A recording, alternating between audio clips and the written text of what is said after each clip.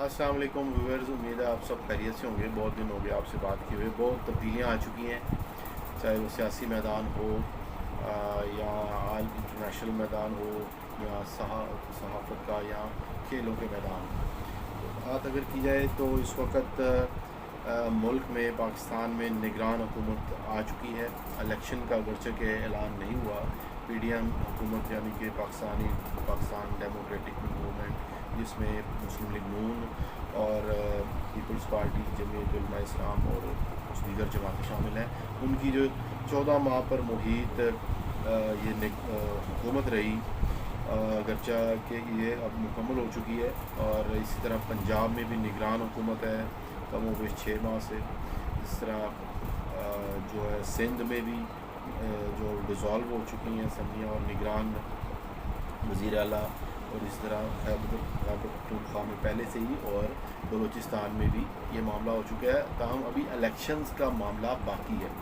ये कब होंगे? ज़्यादातर ये कहा जा रहा है कि क्योंकि अब नए मरदमशुमारी का इस वक्त ऐलान किया जा चुका है, जिसमें 3 माह लगेंगे, और उसके बाद नई डिलिमिटेशन यानी हल्का बंदियाँ होंगी, और इस सारे अमल को मुकम्मल होने के बाद 3 माह बाद फिर मज़ीद 3 माह इलेक्शन की तैयारी होनी चाहिए। कुल मिला के 6 माह, आज से 6 माह बाद हम जब होंगे तो उस वक्त फरवरी हो।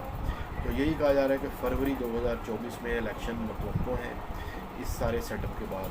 अब इसको आइनी तौर पर कैसे वो करेंगे, यकीनी तौर पर हो जाएगा। पाकिस्तान में सारे हल मौजूद होते हैं, और जिस तरह पंजाब में अभी इलेक्शंस नहीं हुए, 3 माह का एक टाइम होता है, उसके बाद वो गुजर भी चुके हैं, और मई जून में वो वक्त गुजर चुका है, लेकिन अप्रैल में, और ये नहीं हुए इलेक्शन।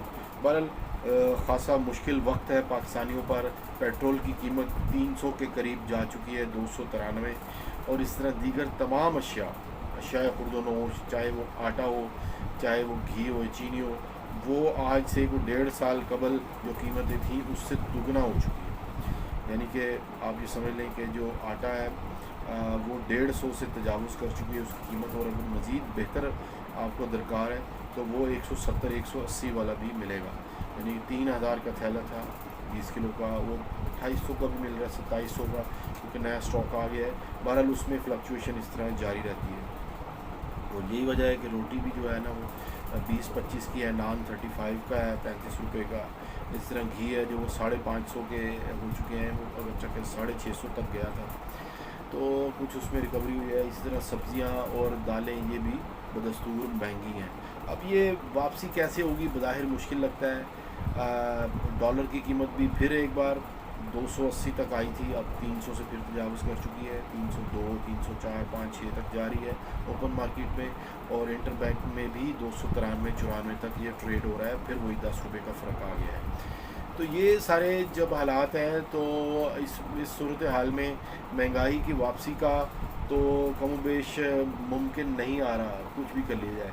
इसका हल यही नज़र आता है कि आम आदमी की क़ुव्वत ख़रीद या उसकी आमदनी बढ़ जाए, बढ़ा दे हुकूमत, या जो भी उनके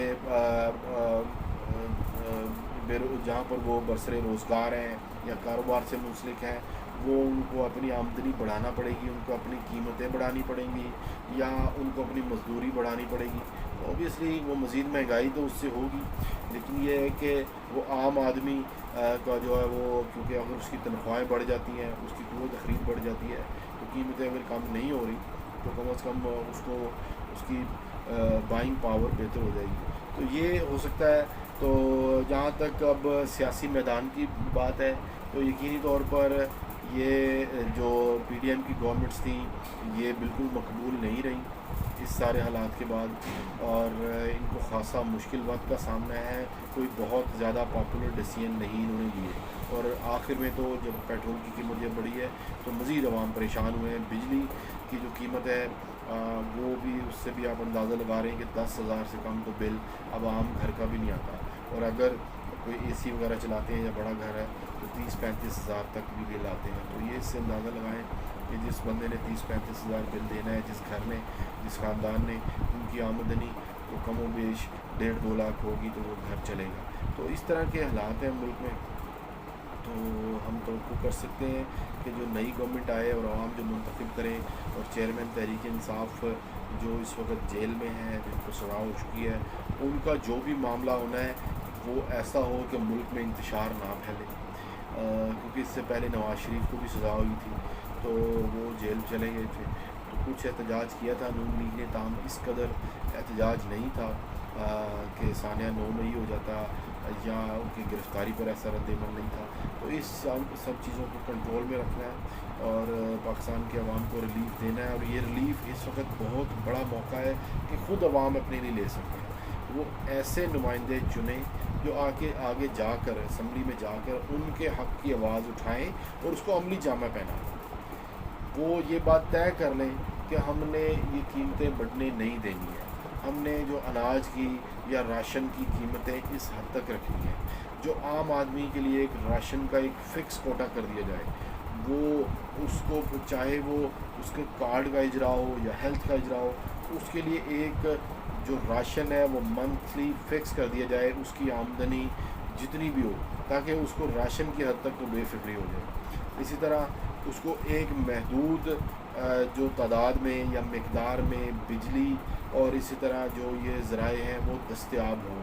تو یہ چیزیں ہو جائیں تو قوم کو بھی اس وقت پر بڑی دانش مندی کی ضرورت ہے، وہ تہیہ کر لے کہ وہ ایسے نمائندے منتخب کرے گی، اور ساتھ ہی ساتھ جو ذرائع یا ریسورسز ہمیں دستیاب ہیں اب ہمیں ان کو ضائع نہیں کرنا ہے، اور ہمیں بڑے ہی دانش مندی سے ان کو استعمال کرنا ہے، تاکہ آنے والے وقت میں ہمیں ان مشکلات سے ہم آسانی سے نکل سکیں، کیونکہ ہم نے بہت زیادہ اسراف کر لیا بہت سارے معاملات میں، چاہے وہ بجلی ہو، ہم نے اب تو گزشتہ 5-10 سالوں میں تو ایسا نہیں ہے، اس سے پہلے بجلی کا بہت زیادہ اسراف ہم کرتے تھے، کئی مواقع پر دیکھا گیا تھا بلب جلتے تھے جو بڑے بڑے ہیوی، اسی طرح اور بھی چیزیں تھیں، الیکٹرک ہیٹر جو ہے وہ چلائے جاتے تھے، لیکن اب اس اسٹیج سے گزر چکے ہیں۔